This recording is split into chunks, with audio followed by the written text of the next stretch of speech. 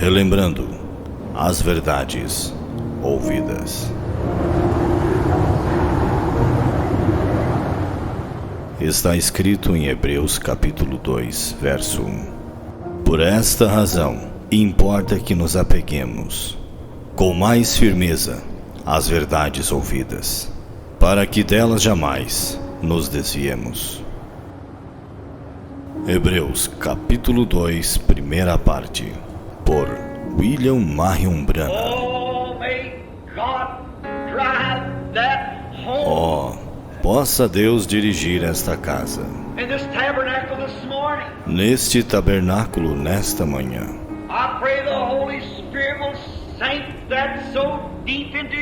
Eu oro para que o Espírito Santo grave isto profundamente em nossos corações.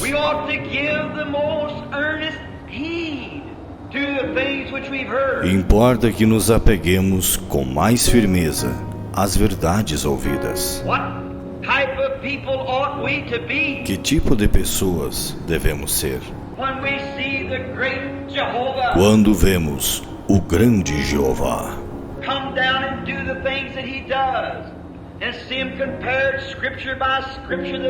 descer e fazer as coisas que ele faz e vê-las comparadas, escrituras por escrituras, que elas são a verdade?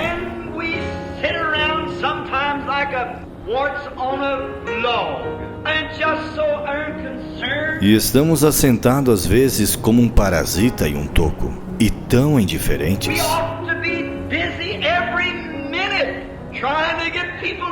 Devemos estar ocupados a cada minuto, tentando levar pessoas a Cristo. Devemos ser rochas vivas.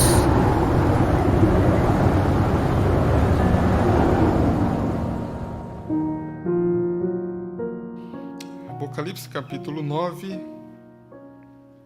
Quero que os irmãos observem o versículo 13. E tocou o sexto anjo a sua trombeta. Observe bem. E ouvi uma voz que vinha das quatro pontas do altar de ouro, que estavam diante de Deus, a qual dizia ao sexto anjo que tinha a trombeta: solta os quatro anjos que estão presos junto ao grande rio Eufrates. Nós vemos aqui, como nós estamos meditando, uma soltura. Solta os quatro anjos que estão presos.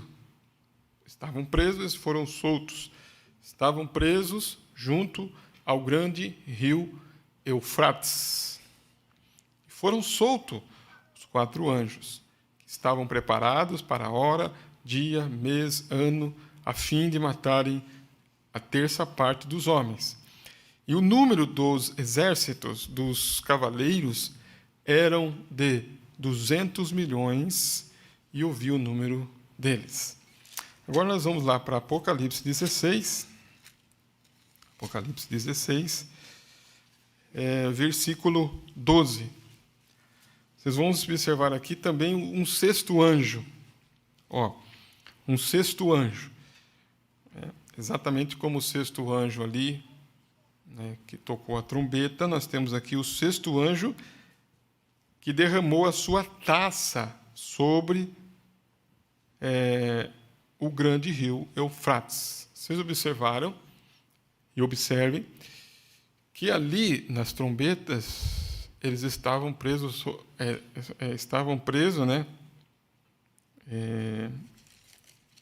só aqui, eles estavam presos junto ao grande rio Eufrates. Aqui diz que a taça foi derramada também sobre o grande rio Eufrates, e a sua água secou-se, para que se preparasse o caminho dos reis do Oriente. E da boca do dragão, e da boca da besta, e da boca do falso profeta vi sair 3 espíritos imundos, semelhantes a rãs. Porque são espíritos de demônios que que fazem prodígios, os quais vão ao encontro dos reis da terra e de todo o mundo para os congregar para a batalha naquele grande dia do Deus Todo-Poderoso. Quero que vocês observem também uma palavra que se encontra aqui, neste versículo 14, que se chama prodígios. Prodígios.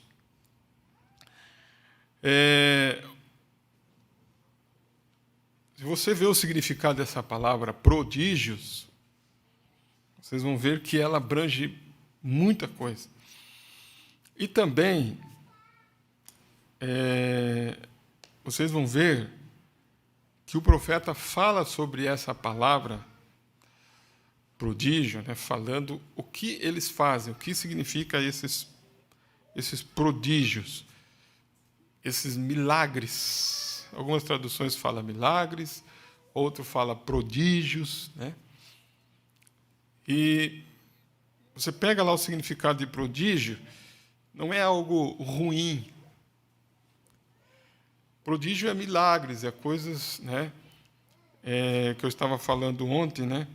Seria algo genioso, seria maravilhas, seria exatamente algo que as pessoas ficariam admirados de ver.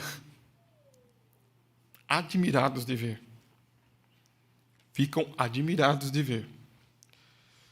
Porque são espíritos de demônios que fazem o quê? Fazem prodígios. Fazem prodígios, os quais vão ao encontro dos reis da terra e de todo o mundo. Ele fala que esses prodígios os Estados Unidos fazem. Esses prodígios também, esses milagres, essas maravilhas, essas coisas, né, geniais.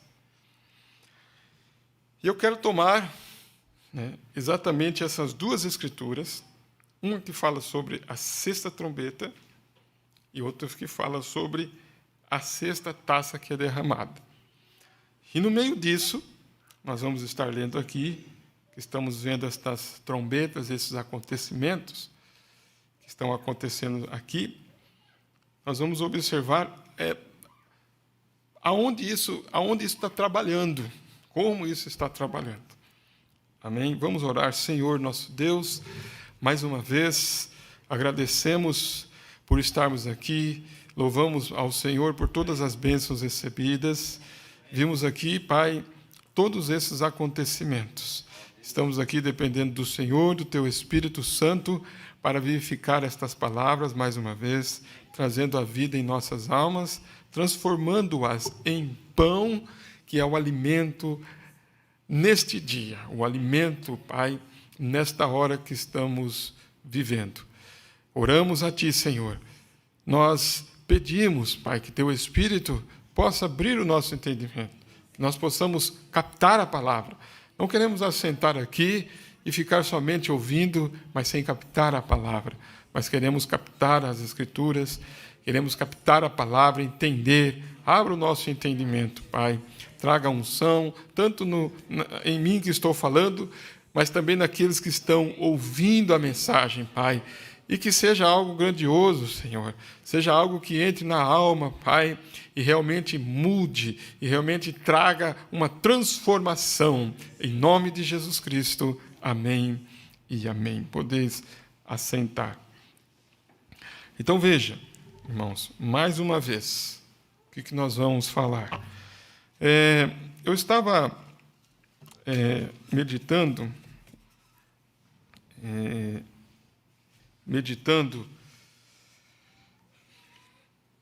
nas palavras do profeta. Vocês estão com a mensagem A Festa da Trombeta. E ainda falando sobre essa soltura, né? No parágrafo 205, que até esse parágrafo 205, ele vai mostrando essa soltura desses demônios. De que forma eles atuam, de que forma eles foram soltos. E ele fala aqui, irmãos, no parágrafo 205. Você vai ver como conecta o parágrafo 204, né? Como conecta a escritura que lemos de Apocalipse 16. A hora em que estamos vivendo, preste bem atenção, a hora em que estamos vivendo, os eclesiásticos de espíritos, unindo-se agora e trazendo-os todos a esta grande matança para destruir, unindo-se agora. Congregando. Deixa eu pegar mais uma mensagem aqui. Tempo de união e o sinal. Tempo de união e o sinal. O profeta fala sobre tempo de união. Ele fala sobre tempo de união. Então aqui ele fala algo que me chama a atenção quando ele fala sobre a maneira que eles estão se unindo. A maneira que eles estão se unindo. Ele disse assim, no parágrafo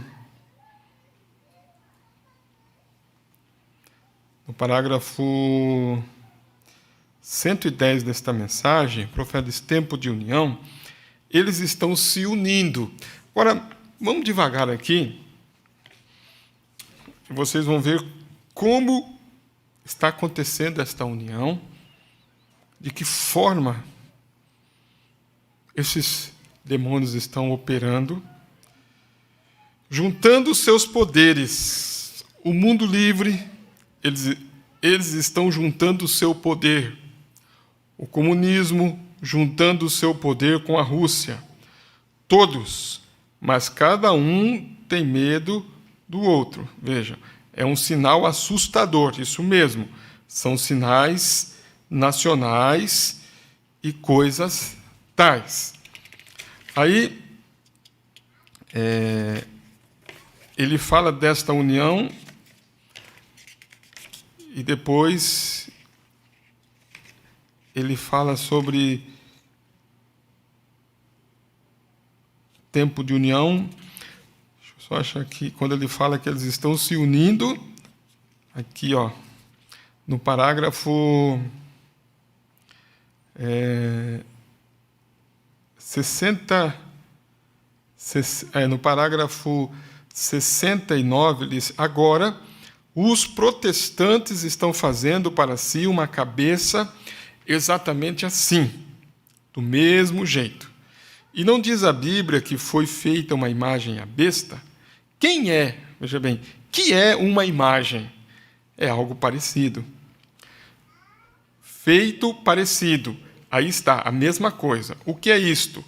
Ao se unirem, veja bem, ao se unirem. E este é o espírito da era. É união. Unindo-se agora, tentando destruir a mensagem.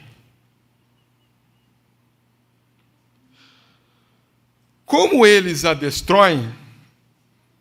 Como eles poderiam destruir a palavra de Deus? Eles podem invalidá-la. Ineficaz.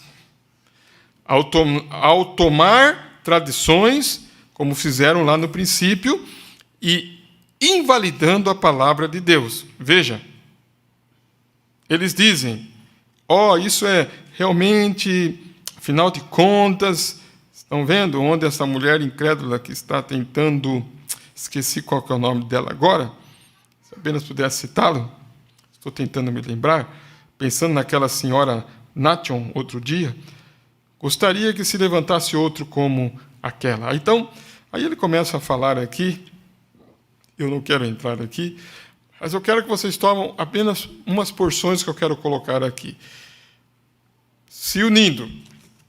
No livro de Apocalipse que lemos aqui, nós vemos algo aqui, que esses espíritos de demônios fazem prodígio, os quais vão ao encontro dos reis da terra e de todo mundo para os congregar para a batalha naquele grande dia do Deus Todo-Poderoso.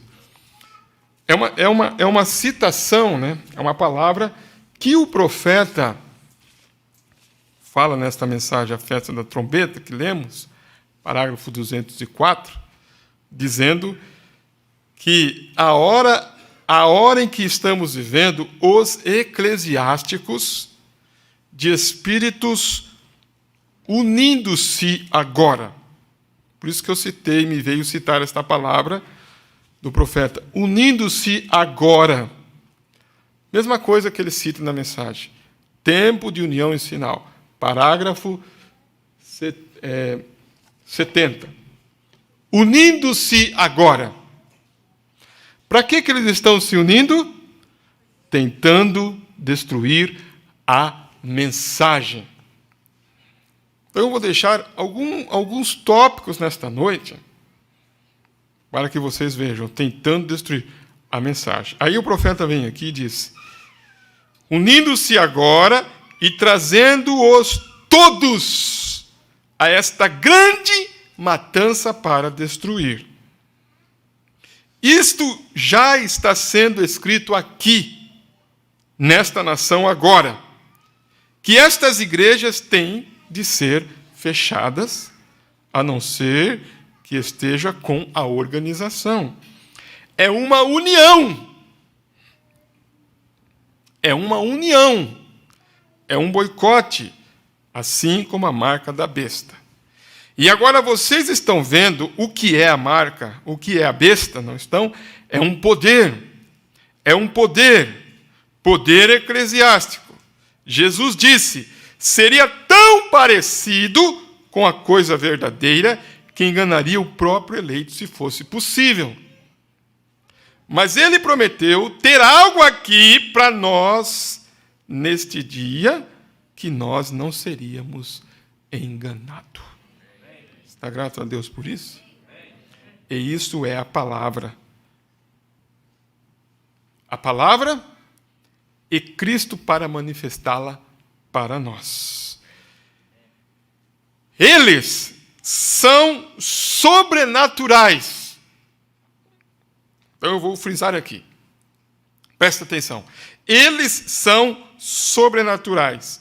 Diabos invisíveis ao olho. Diabos invisíveis ao olho. Você não vê. Eles são sobrenaturais. São diabos invisíveis ao olho. Mas pode-se ver o que eles estão fazendo? Como que você vai ver e reconhecer, discernir, captar, entender que são diabos invisíveis? Quando você conhece aquilo de acordo com o profeta nos ensinou e Jesus disse. Você vai ver que o profeta pregou, ele pregou a mensagem, né? Deus identificado pelas suas características. É muito importante, irmãos, vermos a característica das coisas.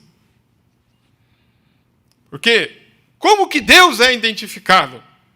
Deus é identificado por suas características.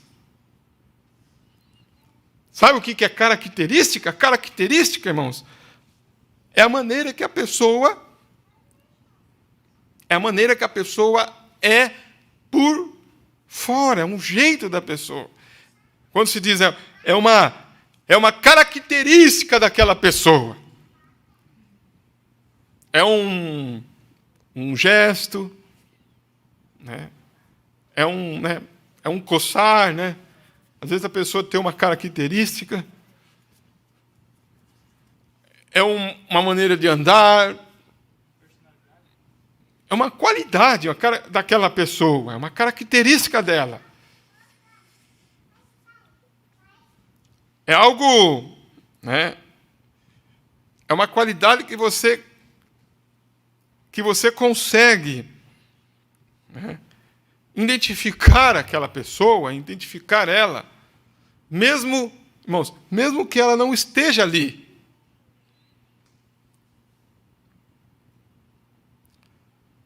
Vocês lembram? Vou dar um exemplo. Creio que foi o filho de Acabe, Acasias, que estava doente, que ele caiu da sacada. Vocês me ajudam a lembrar. Pegou uma doença e ele falou para o servo dele lá atrás dos deuses do seu pai, dos Baal, né? E ele foi. Quando ele chegou lá no meio do caminho, encontrou com quem? Vocês lembram com quem que ele encontrou? Se você olhar na Bíblia lá, ele encontrou com Elias.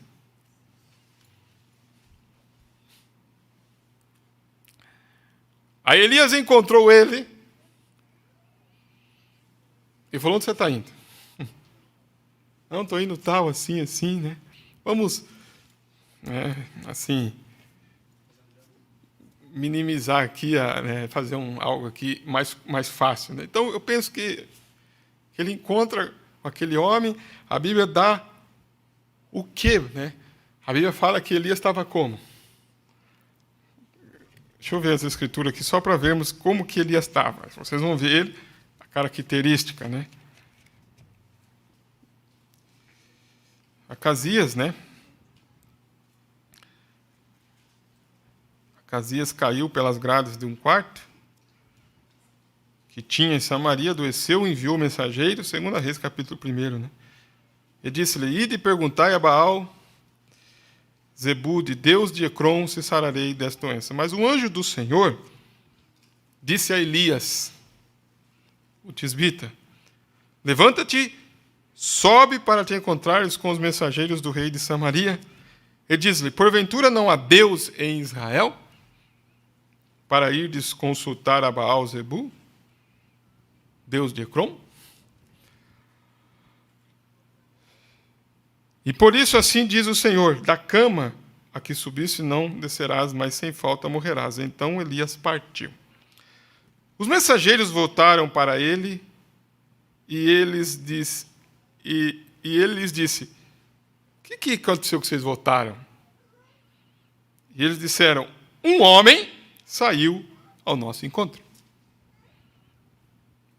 e nos disse: ide e voltai para o rei que vos mandou, e diz-lhe: assim diz o Senhor: porventura não há Deus em Israel, para que mandes consultar a Baal Zebu, Deus de Ecrom? Portanto, da cama a quem subiste não descerás, mas sem falta morrerás. E ele lhes disse: qual era a aparência do homem que veio ao vosso encontro e vos falou estas palavras? Está vendo? Qual era a aparência? Qual era a característica dele? E eles disseram: era um homem peludo, com os lombos cingidos de um cinto de couro. Então disse ele: é Elias o tisbita.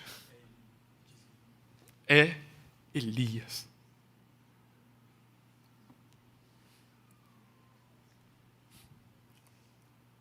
É Elias. Vamos caminhar por aqui, todos. Esses demônios, então eu vou voltar um pouquinho atrás. Esses demônios são demônios o quê que foram soltos? Demônios sobrenaturais. Quantos milhões de demônios? 200 milhões de demônios. Então vamos falar um pouquinho mais sobre essa soltura. Porém, o profeta disse, são demônios sobrenaturais, invisíveis ao quê? Ao olho humano, nu. Fala assim, você não vê esses demônios. Mas você pode ver o que eles fazem. Então você tem... Irmãos, nós temos que conhecer, irmãos. Nós temos que conhecer, temos que ser entendidos nessas coisas. Outra passagem na Bíblia, para nós, para todos nós, realmente, irmãos, estamos bem embasados no que estamos falando.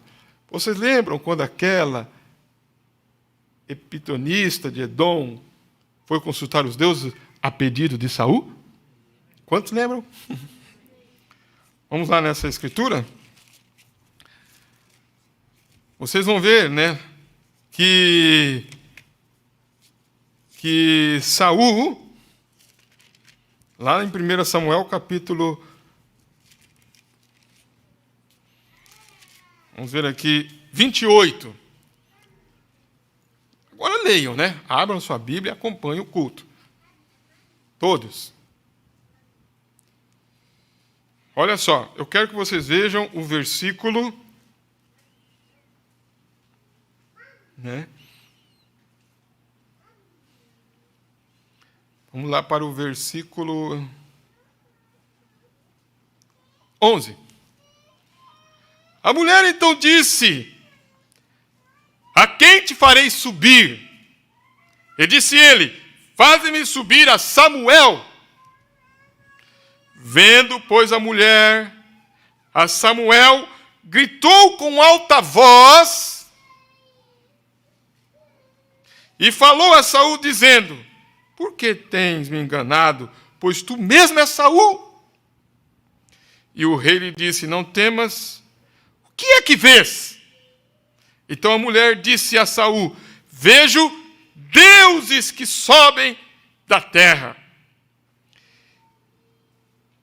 E lhe disse, como é a sua o quê? Figura.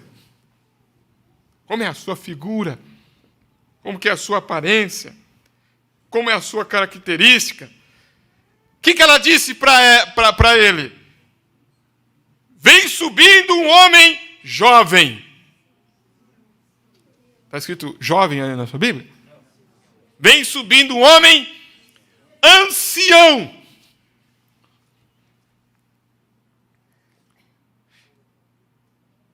Está envolto numa capa. Então Saul entendeu o quê?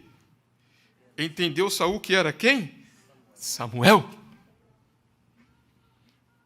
Viu? Quem é que está subindo? Ela disse, eu vejo deuses. Quem é que está subindo? Deuses. Como é a aparência? Como é a característica? É um homem ancião, tem uma capa envolto de si. O que Saul entendeu que era? Samuel e fez o quê? Inclinou-se com o rosto em terra e se prostrou. Saul disse, é Samuel que está subindo. Quando Samuel sobe, Samuel fala com Saul. Por que me inquietaste, fazendo-me subir?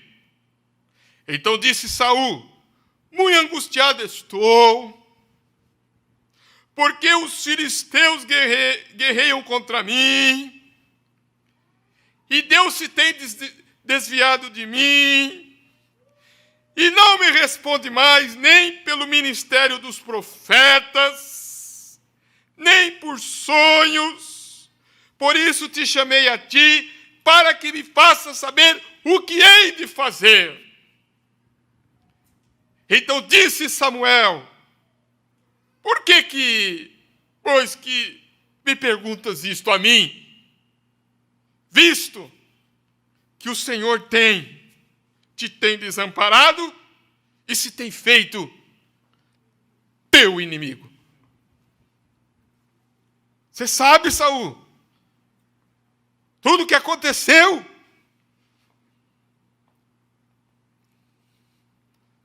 Porque o Senhor tem feito para contigo, como pela minha boca te disse. E o Senhor tem rasgado o reino da tua mão, e o tem dado ao teu próximo, a Davi. Como tu não desses ouvido à voz do Senhor, e não executastes o fervor da sua ira contra Amaleque. Quem era que está falando ali? Era o mesmo Samuel, que já havia falado para ele, já tinha dado a sentença para ele, e mesmo depois de morto, porque Samuel havia partido, o profeta disse, ele não deixou de ter a característica de profeta. Ele não deixou de ser profeta, porque o profeta disse, a morte não muda ninguém. A morte somente muda o seu lugar de morada, mas não muda o seu interior. Ele disse, Saul, você sabe, Saul, você lembra de Amaleque que você não obedeceu lá? Por isso o Senhor te fez hoje isto, Saul. E o Senhor entregará também a Israel contigo nas mãos dos filisteus. E amanhã tu e teus filhos estareis comigo. E o arraial de Israel, o Senhor, entregará nas mãos dos filisteus. E imediatamente Saul caiu estendido por terra e grandemente temeu por causa daquelas palavras de Samuel, e não houve força nele. Saul, quando ouviu aquilo sendo falado novamente, porque eu creio, irmãos, que Deus não muda o seu parecer acerca de sua palavra.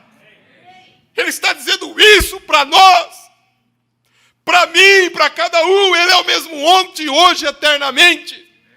Pecado sempre vai ser pecado para Deus. Não tente, irmãos, maquiar o pecado. Não tente maquiar o erro da sua vida. Não tente disfarçar. Pecado sempre vai ser pecado para Deus. Aonde você for, aquilo está errado. Aquilo é pecado. Saul diante de Samuel, posso ver Samuel dizendo, Saul, aquilo que foi falado lá é isso. Porém nós encontramos que mesmo Saul, com toda essa advertência, ainda Saul, irmãos, ainda levou o povo à batalha. Saul ainda foi à batalha. Saul ainda levou filhos, levou família, levou tudo na batalha, mesmo sabendo que iria morrer. Tem coisa, irmãos, que nós temos que pensar, nós temos que meditar. Vocês entenderam o que é característica? Penso que não dá para esquecer. Essas características de Samuel foi as mesmas. O profeta diz, ele continuou sendo profeta. Por isso que Saul caiu ali. Ou Samuel, quando voltou, né? Quando a epidonista fez ele subir, Samuel disse para ele, olha, Saul, quem sabe Deus vai, né? Mudar, já que eu já parti mesmo, já estou no meu lugar de descanso, volte e vê alguém aí, converse com outro profeta aí. Samuel disse, viu, não tem conversa, essa é uma palavra que foi proferida, e Deus não muda o seu parecer acerca de sua palavra, ela vai cumprir, ela vai cumprir. Vocês estão entendendo? Ela vai cumprir. Não vai mudar. Passa os céus, passa a terra, mas a minha palavra não muda. Isso faz de ambos os lados, eu penso. Tanto da correção, como também das bênçãos que ele tem que derramar na sua vida. Por isso que a porta que Deus abre, ninguém pode fechar. Se Deus vai derramar bênçãos na sua vida, irmãos, fica tranquilo.